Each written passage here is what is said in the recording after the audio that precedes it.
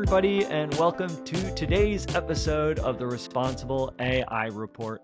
I am very excited. We have Caraline Brzezinski and Dr. Jolley joining us from Empathic. Thank you so much to both of you for being here. Yeah, thanks for having me. Yeah, we're excited to be here. It's wonderful just to learn more about your experience and also to learn more about the work that Empathic is doing as well. We're seeing a lot, as you two are well aware, a lot of talk around AI in the healthcare space. And it's been really fascinating to see how things have been evolving, how things have been changing. And it'll be interesting to discuss what Empathic is doing and what you're seeing in the industry as things continue to adapt. Caraline, you are, of course, the senior machine learning engineer at Empathic, and Dr. Jolley, you're, of course, the VP of clinical product at Empathic. And I wanted to kick off our conversation today talking about a specific news article that came out from Healthcare IT News about the Texas Attorney General settling with a clinical Gen AI company called Peace Technologies. This investigation, which was billed as first of its kind, had alleged that the Dallas-based Peace Technologies made deceptive claims about the accuracy of its AI products, which are deployed at several hospitals in Texas. And this Texas-based company uses Gen AI to summarize real-time electronic health record data and patient conditions and treatments. I know that Empathic does a lot of work at the intersection of AI and healthcare as well. So, given your work and experience, how do you believe that we should measure and verify AI accuracy claims in healthcare? I guess two things. I think you can think about having a third party kind of be some regulatory body or third party verification of healthcare. And I think it's tough to expect that a third party can actually do all of that work to verify the accuracy claims in healthcare. I mean, if you draw a comparison to specialists in the medical profession today, I mean, there's a specialist for everything that you can think of. So it's hard to expect a third party to also be experts in everything and they're doing the verification themselves. So I think that a lot of it should fall back on the product team and the product development cycle, and the responsibility should be very domain specific and very problem specific. And I think that that should be where a lot of the responsibility lies in actually validating the accuracy claims of the AI product itself. Yeah, and if I can jump on to that as well, as that validation process is occurring, it really underscores the importance of keeping experts in the loop, keeping humans in the loop, and working closely with people who will be with the end users of the product to make sure that it's performing in the way that they would expect, and to also be able to catch things that somebody who's not an expert wouldn't be able to catch. Absolutely. Yeah, I think it requires a lot of human oversight, especially in the meantime when we're still developing what our standards are for accuracy in general. Mhm. It's someone's life is potentially at stake. So I think it makes a big difference to have a lot of oversight here. You both make some really good points about how it should really be the experts who are helping to inform, okay, how are we using AI in very specific scenarios? In a lot of ways, we kind of look at AI and healthcare as this very broad topic of conversation, but it is very specific depending on what you're using AI for. I would love to hear both of your opinions just on the work that you've done. What are some of the most prominent ways in which AI is being used in the healthcare space today? What domain of the healthcare space? That's a good question. I was just saying not broadly, but yeah, I guess maybe in the medical field primarily. Are there any sort of sectors within healthcare that you're seeing use AI more than others at this time? uh, Yeah, there are some that I'm thinking about, like medical note taking, medical scribes. I think that's a big area where we're starting to see a lot more AI. And the interesting one is we're starting to see it pick up more in like the clinical trial monitoring space, which is a lot of what we're doing. Caraline, I don't know if you have anything you want to add. Yeah, I mean, I guess there's a big difference between thinking of generative AI products in healthcare and kind of more shallow ML, like shallow deep learning models in healthcare. If you take something like the Apple Health products, they're not using a lot of generative AI products today, but they're still using a lot of machine learning models in order to do some aggregations and to convert existing metrics that you get from your Apple Watch and then surface new insights from them to the user in the Apple Health app. So I think that's another good example of not generative AI, but it's still machine learning and deep learning models are used there. You make a really good point, Caroline, that it's also it goes beyond generative AI as well. I mean, with of course with this specific story, it hones in on one aspect of generative AI, but there are also all of these other AI tools that are being deployed and developed as well for medical purposes. I would love to hear your thoughts. Do you believe we need standardized testing for medical AI tools before deployment? And in both of your opinions, what do you think that might be able to look like?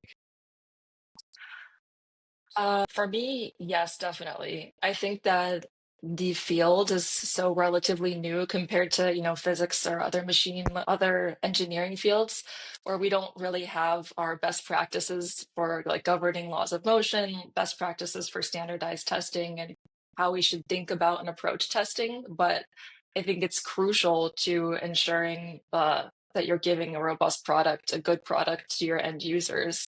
I think that we're just not quite there yet in agreement across the whole field on what that actually entails, which is kind of following back to my comment earlier about how it's a lot of domain specific knowledge. The detection that you're trying to make is very sensitive to the data that you're getting. And that might be a completely different testing and completely different development process than some other detection that another team might be developing for. So I guess, yes, I think we do need standardized testing, but we're still kind of in growing pains phase about figuring out what that actually means. Yeah, I'm in total agreement there. We definitely need some type of standardized testing. And some of my thoughts kind of line, I know that machine learning, we often talk about it internally, that there's a lot of, it's a big research project, right? And how we can draw from research, we can draw from research methods to help standardize some of those, the development and also the deployment of some of those tools. But to Caroline's point, it's still really new and there's not a best practice put out there yet. But the groundwork has been laid with a lot of research already that we can definitely draw from. Yeah, that really resonates with me a lot. AI is advancing so rapidly, and I feel like all of us are just trying to keep up with the changes, with what's happening in innovation and regulation. And so I think that is very common among a variety of different industries. I know that empathic works specifically with AI powered conversation analytics. So I'd love to dive into that a little bit.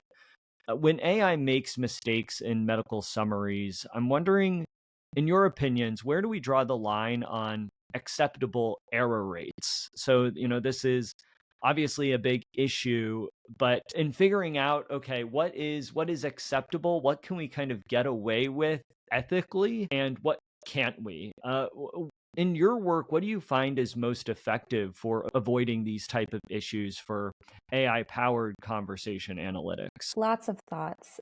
First on the what's an acceptable error rate. I think to determine that we would have to first like look at what the type of error is to determine what is acceptable and also what is the capacity for harm in terms of that error.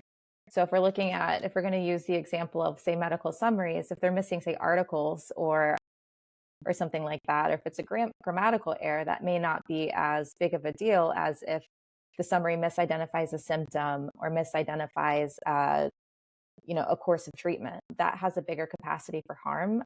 And so kind of looking at like what are the steps or what comes after that error? Are there actions that are going to be taken or what the downstream impacts of that error would be would help us that helps us determine what is going to be acceptable. And also a lot of what comes up in our work is we sell in the different verticals. And so there are different fields that might have higher tolerances for error, because if I misidentify something in a sales call and it's like, okay, maybe I get a little bit of extra feedback, that's a little bit different than if it, the misidentification has some type of impact on, say, a trial outcome or the efficacy of a study. Absolutely.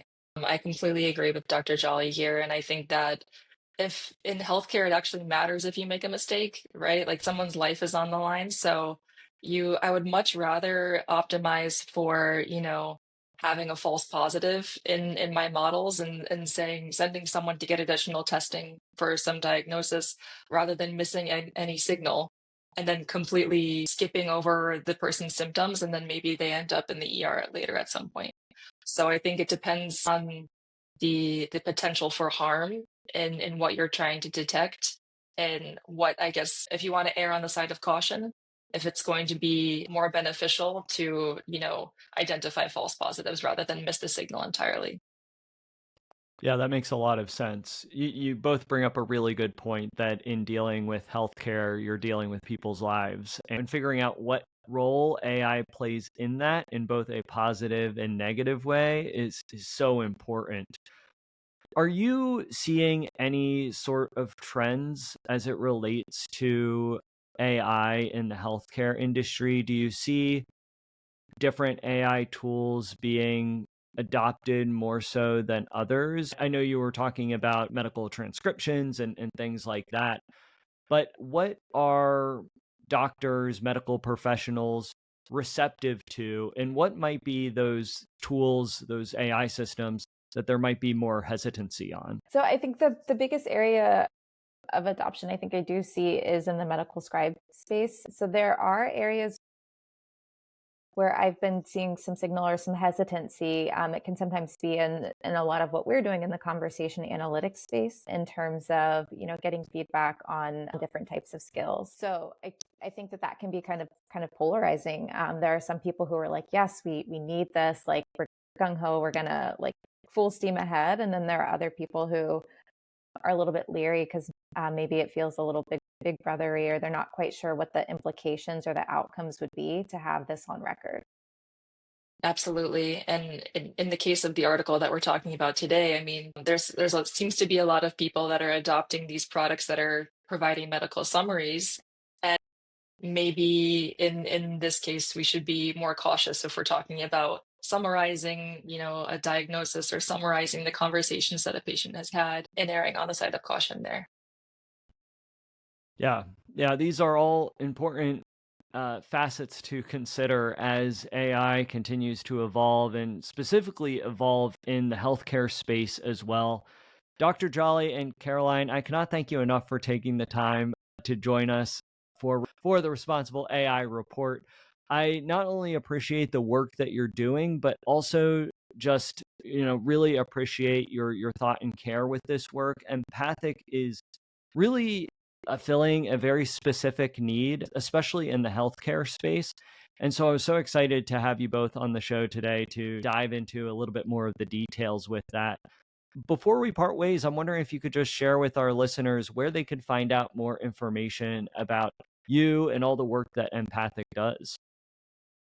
Yeah, you can find me on LinkedIn if you search Amber Jolley-Paige, and you can find out more about Empathic at mpathic.ai. Yes, and same with me. You can find me on LinkedIn, and I'm also on the website too, so you could find more about our company and what we do on our website. Wonderful. Great. Well, I'll make sure to include the links to those various resources in our show description. So, listeners out there, all you have to do is scroll down, click those various links provided. Dr. Jolley, Caraline, thank you so much again for joining us. Thank you for having us.